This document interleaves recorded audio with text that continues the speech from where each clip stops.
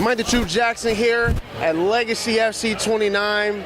I'm joined here by Legacy featherweight champion Leonard Garcia. We weren't expecting to be right here right now, were we? No, not at all, man. I'm gutted, man, but, you know, I've already gone to the room, I've cried, I've screamed, I've done everything I could do, and it didn't change anything. So now I'm just going to, you know, get ready for the next thing. Thing that was tough for me is I spent 2 months away from my family, missed 2 of my kids' birthdays. You know, I did do a lot of sacrificing to do what I do when I get in there, and, you know, for a guy to get food poisoning the night before, just not, you know, I guess God has a bigger plan.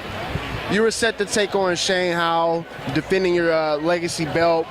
Earlier today, we found out, literally a couple minutes before the rules meeting was supposed to take place, that he came down with food poisoning, wouldn't be able to compete tonight.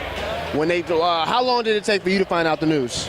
I was back there about to start just changing out, and one of the commissioners come up to me, and I was sitting next to my cousin Larry, who was taking a short notice fight. He's like, your fight got scratched. So I was like, man, Larry, I'm sorry, buddy.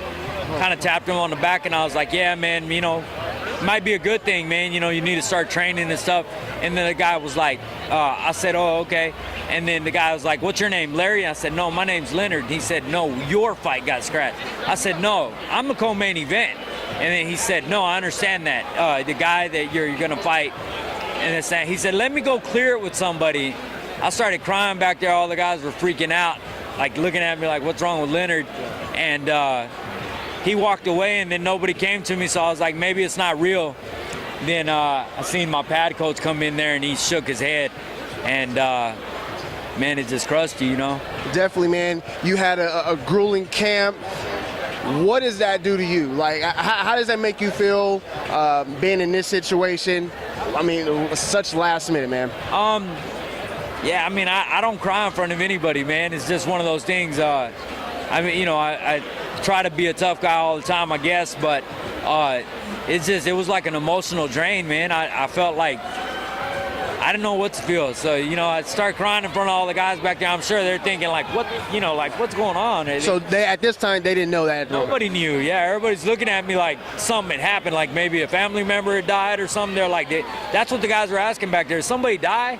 And I was like, no, man, I think my opponent pulled out. And they were like, oh, wow. But like I said, man, you make the sacrifices. Of course, I'm the champion because of those sacrifices and the things I do.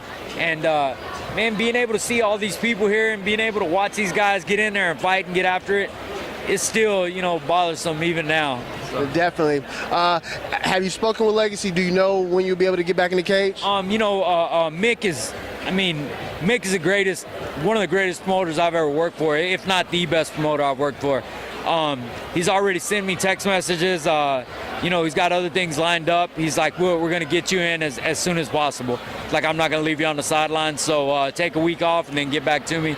So it sounds like something good's going to happen. It's always good to start a camp in shape rather than out of shape. So, you know, this might be better. Maybe something bigger's in the horizons. Like I said, God has a bigger plan for me, and it'll work out. I understand, man. Can't wait to see you back in that cage, Mr. Garcia.